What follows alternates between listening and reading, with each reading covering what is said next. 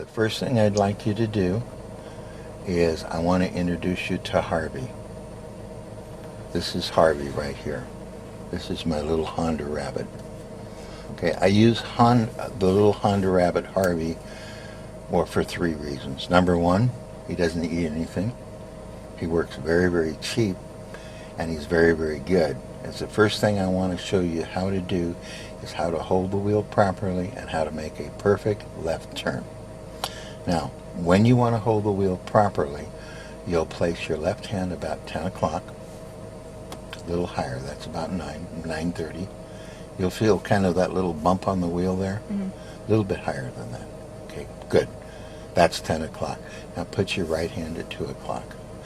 Now, this is going to feel weird, but it's better to put your thumb and finger like that rather than grasping the wheel or having them down. Now you're set up to make good driving straight. When you're driving straight, if the road curves to the right, you grab onto the wheel like this and pull down with your right hand and let your left hand kind of ride up as a counterweight. So as we're going to the right, pull on the right hand with the wheel, pull the wheel down. And okay, now that's as far as you would go. Now when you want to, let's say the road curves left, you'd want to, okay, we got to watch these thumbs. That's all right. I use the mother method of teaching, which simply means I'll give you instructions, and once I've given you the instructions, I'll nag you until you do it right. That's why I call it the mother method of instruction. Moms do that, and it works. My mom did it.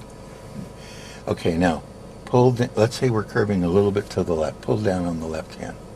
That's enough. Now bring it back. Okay, so while we're driving along, you want to get used to this 10 and 2 position. By the way, the examiners look at the 10 and 2 position, and if you don't drive with your hands at 10 and 2, they'll take off a point. You're allowed 15 points to pass, but why not learn to drive it correctly? Because it will give you more control of your car, and you won't lose a point. Now, what I want to do is I want to show you how to make a perfect left turn. Start with your hand at 10 and 2. And the first move you make, I'm going to kind of put it imaginary. Don't do it until we get the full explanation. You grab the wheel with your right hand, and you take this hand off and move this hand over to 9. Just like that. That's step 1. Then take this hand and grab with the 2 fingers right at the top of the wheel like this. Bring this over to 10 and put this back to 2. If you've done it perfect, Harvey, my little pet rabbit, will be exactly upside down. Let's go ahead and try that now. 1. Nope, way too much. 2. Keep going. You're good. 3. Is Harvey upside down? And are your thumbs on the outside? Yes. That's a perfect left turn. Now what I want to show you how to do is do a perfect right turn. Let's not get ahead of me. When you want to do a perfect right turn, the first thing you have to do is angle to the right. Bring this hand down to about here with the wheel. Good. You always got to bring the car over to the curb. Then starting with this hand, go 1, grab right here, 2, 3. Now you notice the wheel is correct and your thumbs are screwing you up. Okay? Now, here is the secret of success of being a really good driver. You can sit out in front of your house or a parking lot, any dead-end street like this, and you can practice this. In fact, you could actually practice this since you're not moving. If you were in a store or supermarket where it wasn't public street, you could actually practice this without your parents even being in the car. It's not illegal to practice as long as the car is not moving, but you do have behind the wheel time. And if your parents say practice this while I go grocery shopping, and they give you instruction, do not move the car, just practice your steering, you are under parent supervision. A lot of people don't realize that, but this would count for behind the wheel training. Okay, now that we've got that, I'm going to straighten up the wheel, and what I want you to do is practice your turns, do 5 each. Start with 10 and 2. Now, When you go left, you lead off with the right hand. Practice making a left turn. Try to make sure that your wheel is upside down when you're done. Go ahead. Keep going. That's a perfect left turn. That's what your hands do when you turn perfectly. Now let's practice a perfect right turn. A little angle to the right, that's enough. Now which hand leads off? No, the other one, the left hand. And go 1, 2, 3. Perfect. We got to work on these thumbs. They really want to grab. Now let's do 4 more left and 4 more right. Go back to the right. There's 1,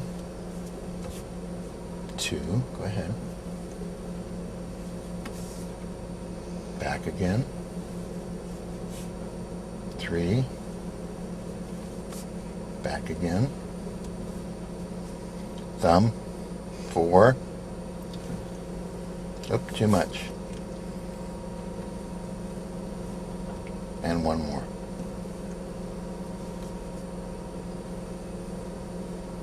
Good. This is called hand-over-hand steering. It's the correct way to turn your wheel and maintain maximum control of your car. Now, when you've gotten to the point where you can do perfect lefts and perfect rights, then we need to practice making a sharp left and a sharp right turn. Now, let's ask ourselves, where would we turn like this? Answer is on any residential street like this street here. Now the next question is, when would we have to turn sharp? And the answer to that question is in a parking lot, such as Stater Brothers. Or one of the big parking lots you have to have developed the skill is to get in and out of any DMV parking lot, because they're very sharp turns. So let's go and learn how to make a sharp left turn. Don't tell me we've got this big truck. Well, that's his problem. I'm here. We're in the shade. This is where I want to be. Okay, let me show you how to make a sharp left turn. Do a regular left turn. Now do another regular left turn. Notice you turn the full circle, and that's a sharp left turn. So you can practice your left turns and your right turns and just kind of get out and do them until your arms go automatically where they want to go. Now let's do a sharp right turn. Let me say something about a sharp right turn. In a parking lot, if you're in a narrow parking lot and you angle, you're going to wipe out the parked cars. So you don't angle. If you're on the street, you have to go from the middle of the street over to the right turn, over to the curb. That's why we angle. So when you do a sharp right turn, just go 1, 2, 3, 1, 2, 3. And that's a sharp right. But now all of your steering moves will be either a regular turn or a sharp turn, or there's a third type of turn called a wide turn. When would you use a wide turn? I'm going to let you guess this one. When you're going around something, maybe? Kind of. When you're driving out of an intersection? That is correct. Anytime you're turning on a wide street, you would use a wide turn. A wide turn always confuses people, so we're going to do this real slow. Take your first hand, your right hand, and bring it over to here. That's it. Now, take your left hand and put it right there. Right there. Put your right hand right here. Notice we only turned a little more than a quarter. That makes it wide. Now let's say we want to do a wide right turn. Start with this hand and bring it over to here. No, with the wheel. No, this toward me, with the wheel. And then you're done. Now put this hand here and put this hand back here. You always want to end up at 10 and 2.